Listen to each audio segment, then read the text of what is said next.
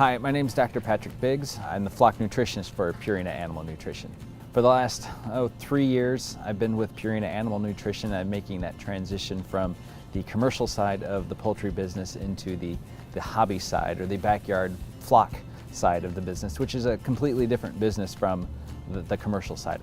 So I'm here at QC today to talk to their customers about raising chickens. We do what we call Purina Flock Talks. We're discussing, right now it's chick days, as people get started with chickens, so we're helping them kind of figure out what they need to do to manage those young birds and how to care for them and get them to be laying hens and give them the eggs that they want. Raising your flock without antibiotics is something that a lot of people are interested in. There's always this concern about antibiotic resistance, and it's manageable to raise your birds without antibiotics, especially the starting birds. You're not allowed to feed antibiotics to adult birds to begin with, so it's really just in those first 18 weeks when those birds are growing up that you have an opportunity to feed them antibiotics. But with proper management and care and good sanitation, you can raise those birds and keep them happy and healthy without the use of antibiotics. So one common misconception I think a lot of people have is chickens are actually fairly easy to raise. They're pretty hardy, and as long as you keep them with feed and water at all times, they're going to take care of themselves. The biggest challenge you're going to face is probably keeping them safe from predators. So as they age and you start moving them from the brooder, which may be in your house, to outside in their coop, and you start letting them roam around, they're going to be more susceptible to predation. And so that's where you're going to find a lot of your challenges are when you first get started with these birds, is keeping them safe from predators.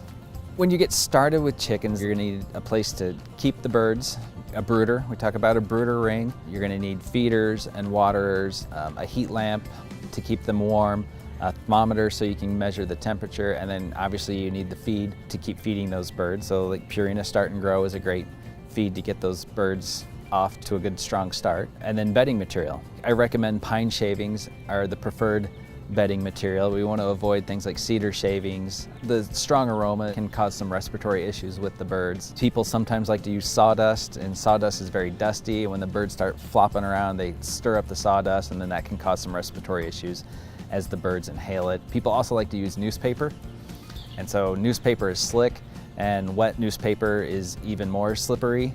And so chicken legs are very fragile, and so you put them on newspaper and wet newspaper, and they slip and slide, and it can cause problems there. And then one thing that people always want to know is whether you should be refrigerating your eggs or washing your eggs. That's a big thing that we get, and it's kind of up to you whether you want to wash your eggs or refrigerate your eggs, because you can keep eggs at room temperature. One of the last thing that happens when a chicken egg is laid is there's a liquid layer that goes on the egg called the bloom that actually protects the egg from bacteria entering it. If you wash your eggs, you need to put them in the refrigerator and keep them there, because if you wash the eggs, that washes off that protective layer. Now, if you keep it at room temperature, don't wash your eggs. Just understand at room temperature, your eggs are only going to last for probably about 7 to 10 days before they deteriorate beyond where you really want them to be.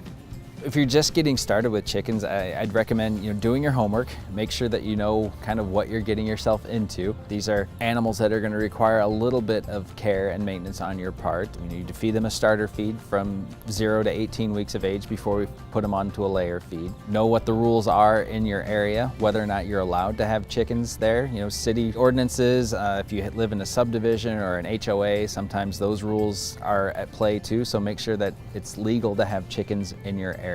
And then just know that you're going to spend lots of time with these chickens.